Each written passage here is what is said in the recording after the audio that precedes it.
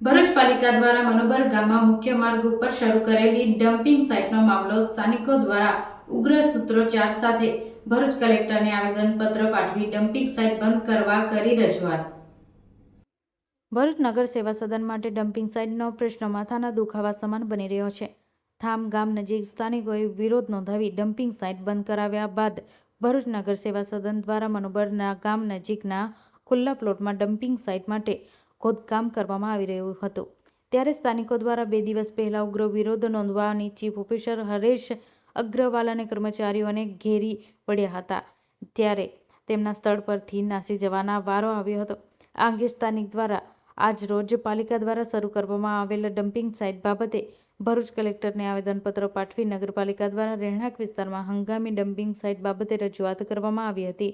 મનોબર ગામે fire station માટે આપેલી જગ્યામાં હેતુફેર કરી ડમ્પિંગ સાઇટ માટે ઉપયોગ કરવાના પ્રયાસો કરવામાં આવી રહ્યા છે, જેના કારણે આજુબાજુની 20 થી 25 સોસાયટીના રહેવાસી વ્યવસ્થા સ્વાસ્થ્ય સાથે પાલિકા દ્વારા ચેંડા કરવામાં આવી રહ્યા છે, જેને રહેવાસીઓ સાખી નહીં લેવાય। જો પાલિકા આ કામગીરી બંધ નહીં કરે તો આવનાર સમયમાં ઉગ્ર વિરોધ સાથે ગાંધી ચિંધ્યા માર્ગ આંદોલન કરીશું।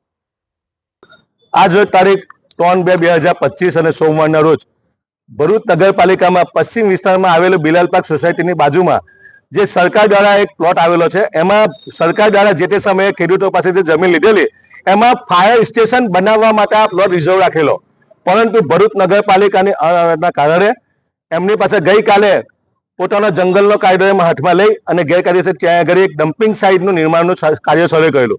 આ વિસ્તારના જાગૃત આગેવાનો, નવયુવાનો, વડીલો, એ વિસ્તારના કાઉન્સિલરો, નેતા વિપક્ષ અને તમામ લોકોને જ્યારે અમને ખબર પડી સ્થળ પર પહોંચ્યા અને ગેરકાયદેસર આજે ખોદકામ ચાલતું એને અટકાવ્યું। આજે અમે કલેક્ટર સાહેબને એટલા માટે અહીંયા મળવા આવેલા છે કે આ વિસ્તારમાં તમે જો અસંખ્ય સ્કૂલો આવેલી છે, Matliwala, Iqra, Husainia, Patel VCT Munshi, VCT girls boys, Patel welfare, Husainia, આટલી અસંખ્ય ધાર્મિક સ્થળો પર આવેલા છે અને આ રસ્તો ઇન્ટરિયર રોડ છે, એકદમ 10 ફૂટનો રોડ છે ને એની ઉપર આખા શહેરનો કચરો લાવીને ત્યાં ઠલાવવામાં આવે અને ત્યાંથી ડમ્પિંગ સાઇટનો કચરો ભરી અને અંકલેશ્વરમાં લઈ જવામાં આવે। એટલે પ્રજાના પૈસાના ટેક્સનો જે આ લોકો વેફર કરે છે તે પણ ગેરકાયદેસર છે।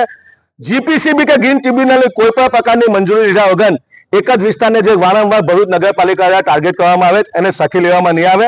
એટલે આજે તમામ અમારી મા બહેનો, એ વિસ્તારના આગેવાનો, નવયુવાનો, તમામ કાઉન્સિલો અહીંયા ઉપસ્થિત છે અને આજે અમે કલેક્ટર સાહેબ પાસે એક માંગ કરવા આવ્યા કે આ જે અનલીગલી ડમ્પિંગ સાઇટ જે બનાવવાનું કાર્ય કર્યું હતું એ તાત્કાલિક બંધ થવું જોઈએ અને અમારે એક ખાસ માંગ છે કે આ જે પ્લોટ છે એ રિઝર્વ એટલા માટે રાખવા લાગે જ્યાં ફાયર સ્ટેશન બને તો વહેલામાં વહેલી તકે ત્યાં ફાયર સ્ટેશન બને, જેથી કરીને કોઈ આગની હોનારત થાય તો એ વિસ્તારની પ્રજાને એનો લાભ મળે। એટલે આજે તમામ લોકો અહીંયા ભેગા થઈ અને કલેક્ટર સાહેબને રજૂઆત કરીશું। અહીંયાથી અમે બોર્ડા કચેરી પર જઈશું અને નગરપાલિકામાં આવી જઈશું। જો આ બાબતે પ્રશાસન દ્વારા યોગ્ય કાર્ય નહીં આવે તો આ પ્રજા રોડ પર બેસી અને ગાંધી ચિંધ્યા માર્ગે આંદોલન કરશે।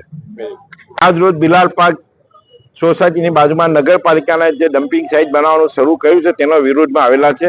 કલેક્ટર સાહેબને આ બાબતે અમે જાણ કરવા માંગીએ છીએ કે ભાઈ ટીપી સ્કીમ નંબરનો 3નો પ્લોટ છે, તેમાં રિઝર્વ પ્લોટ છે, તે હેતુ માટે જે બનાવવામાં તેને માટે ડેવલપ કરે, ન કે ડમ્પિંગ સાઇટ।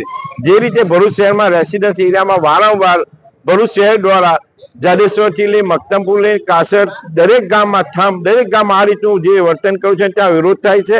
જેવી રીતે આ વિસ્તારના લોકો પણ વિરોધ કરે છે। કોઈ પણ સંજોગમાં રેસિડેન્ટ એરિયામાં અમે લોકો આ વિસ્તારના પ્રજા, પશ્ચિમ વિસ્તારની પ્રજા રેસિડેન્સ એરિયામાં ડમ્પિંગ સાઇટ કે ટેમ્પરરી સાઇટ બનાવવા દેવામાં આવવાના નથી। ગાંધી ચિંધ્યા માર્ગે જરૂર પડે તો અમે આંદોલન કરી, જરૂર પડે કોર્ટની રાહ પર જઈને આને અટકાવીશું। તો કલેક્ટર સાહેબને અમારી રિક્વેસ્ટ છે કે જીપીસીના જે પણ ગાઈડલાઈન છે તે મુજબ રેસિડેન્સ એરિયાની દૂર આ ડમ્પિંગ સાઇટ બનાવવા માટેની જગ્યા ફાળવે।